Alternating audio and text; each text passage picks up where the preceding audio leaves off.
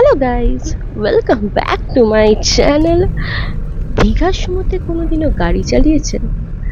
আমি তো চালাইনি, কিন্তু আজকে দেখিনি রাস্তার জল জমে কি অবস্থা।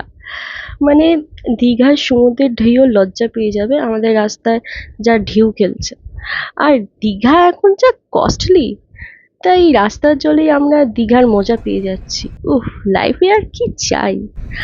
আজকে দিনটা ছিল পঞ্চমী, তাই জন্য আমরা ভোরবেলায় ৩:৫০-এ বেরিয়ে পড়েছিলাম ঠাকুর দেখতে।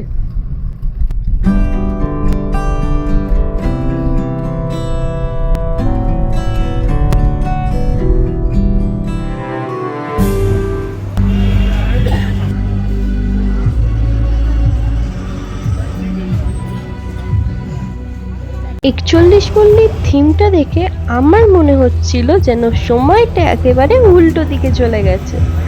আগে মানুষ পুতুল নাচ দেখাতো, আর এখনকার এআই যুগে আমরাই যন্ত্রের হাতে নাচছি। এই থিমটা ঠিক সেই কথাটাই মনে করিয়ে দিচ্ছে। যেভাবে আগে মানুষ পুতুল চালনা করত, আজ প্রযুক্তি ধীরে ধীরে আমাদেরকে চালনা করছে।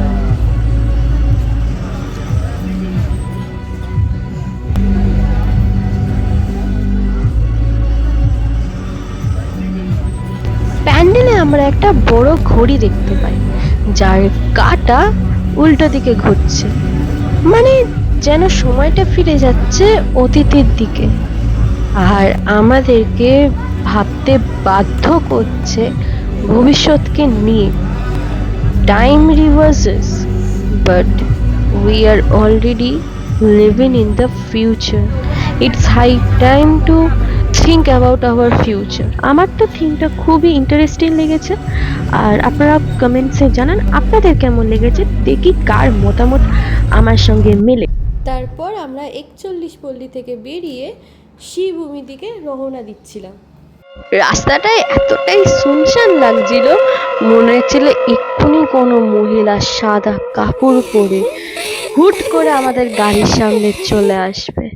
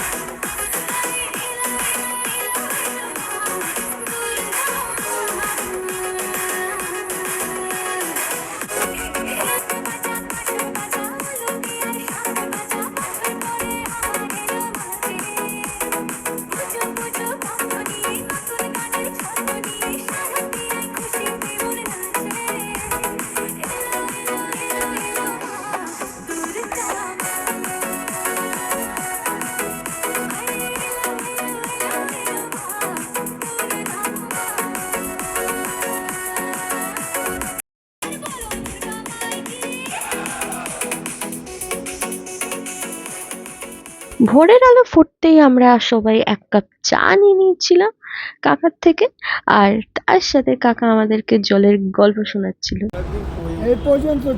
এই বছরের বাদাম তোলার আশার সঙ্গে থিম ছিল আরজি। আজকে সমাজে কত অন্যায়, কত অবিচার হচ্ছে, কিন্তু তার সুবিচার আমরা কেউই পারছি না। তাই মানুষ আজ বাধ্য হয়ে মায়ের কাছে প্রার্থনা করছে, যেন সমাজে যারা অন্যায় করছে তারা যেন শাস্তি পায়, আর অন্যায় যেন আমরা সবাই যথাযথভাবে প্রতিবাদ করতে পারি।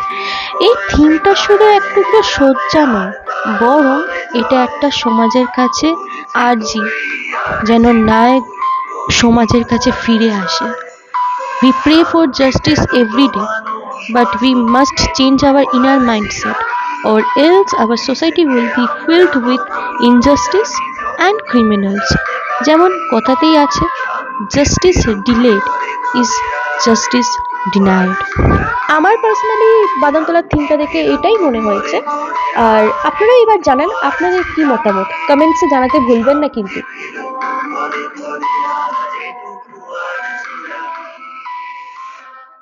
আজকের মতন ব্লগ আমার এখানেই শেষ হচ্ছে।